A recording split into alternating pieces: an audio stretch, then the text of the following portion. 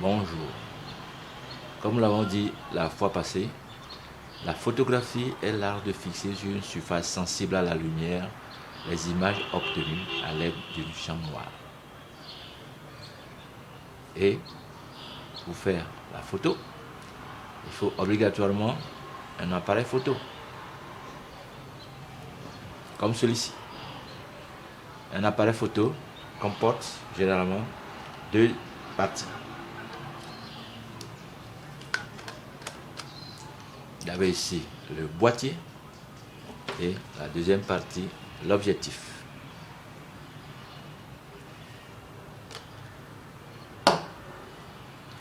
On va voir quels sont les éléments qui se retrouvent sur le boîtier.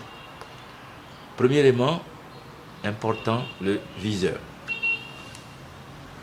Le viseur.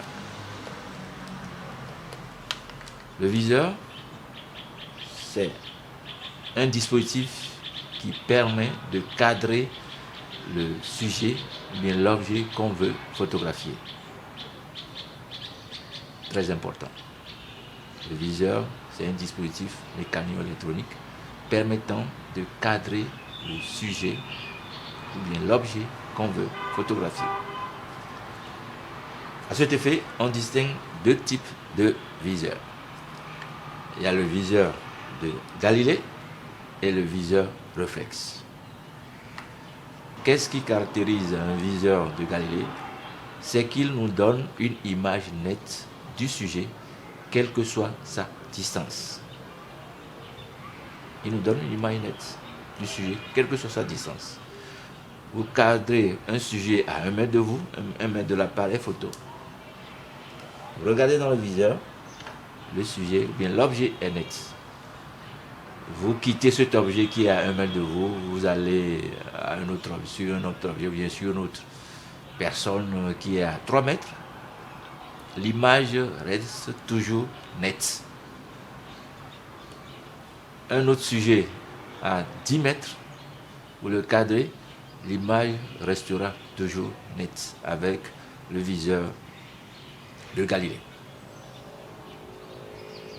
Mais ça ne veut pas dire que, après avoir shooté, que vous aurez toutes ces images nettes.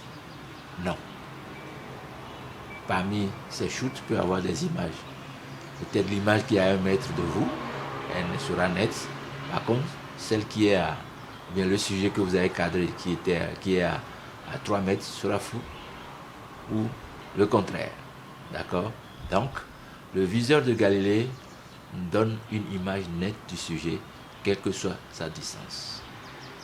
Donc, ce type de viseur équipe les appareils photo amateurs. Deuxième type de viseur, le viseur réflexe. Le viseur réflexe nous donne exactement la distance qui sépare le sujet de l'objectif. Il permet de faire une mise au point exacte, rigoureuse.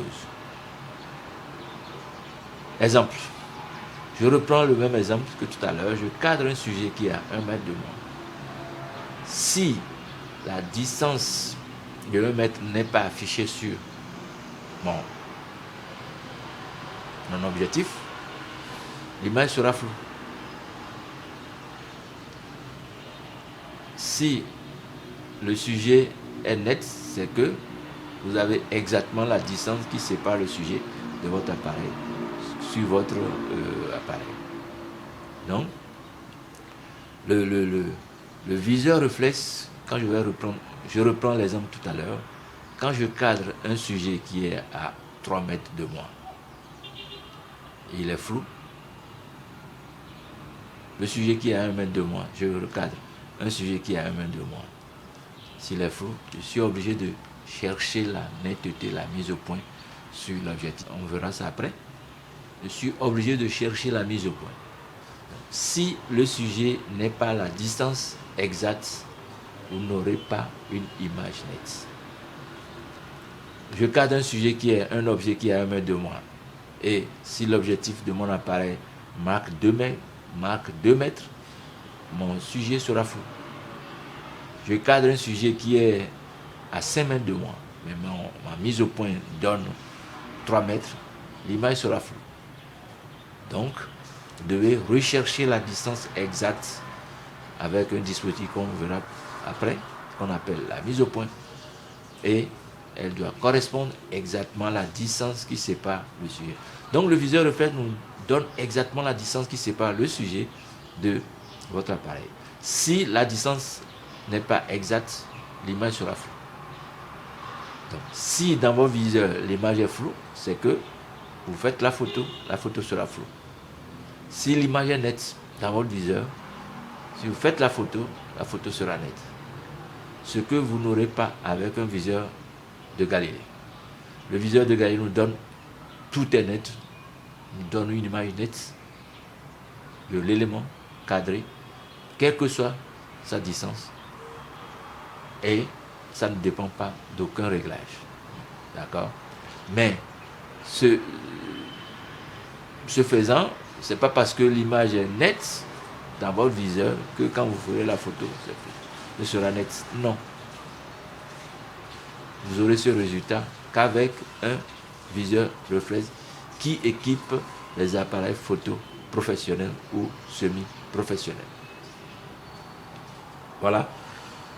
Le premier élément qui est sur le boîtier. Le deuxième élément, c'est le déclencheur. Ce petit bouton sur lequel vous appuyez quand vous allez prendre la photo ou shooter. D'accord? Donc, c'est le déclencheur. Et le dernier élément, c'est le réglage de la vitesse d'obturation. C'est quoi la vitesse d'obturation? Quand vous appuyez sur le déclencheur, voilà, on a vu tout à l'heure que le boîtier, c'est le réceptacle du film. Si je l'ouvre ici, voilà, le boîtier, c'est le réceptacle du film, c'est lui qui contient le film, surtout quand on est en photographie argentique, c'est le boîtier, c'est lui qui contient le film. Quand vous appuyez sur le déclencheur,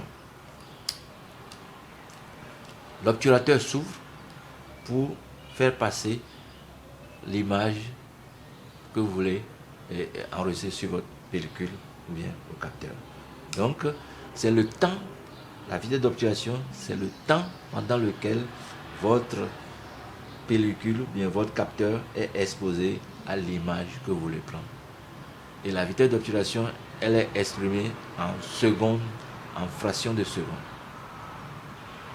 La vitesse d'obturation, elle est exprimée en secondes et en fractions de secondes. Voilà, en récapitulatif, les 3 éléments qu'on retrouve sur le boîtier.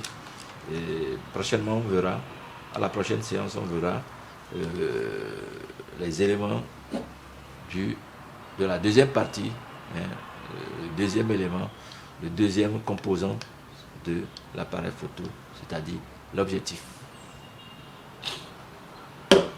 Avant de prendre congé de vous, je vais vous poser quelques questions. Donnez-moi la définition de la photographie. Rapidement à vos claviers, la définition de la photographie. J'attends les réponses. Écrivez rapidement.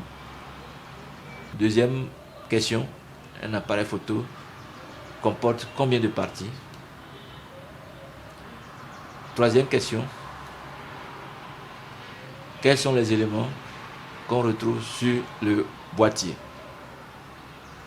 Quels sont les éléments qu'on retrouve sur le boîtier?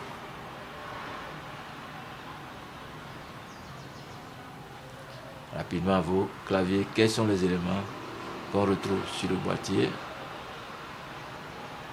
Et pour recherche personnelle, 7 janvier 1839. C'est quelle date? 7 janvier 1839. Quelle date? Ok. Au revoir et à la prochaine fois.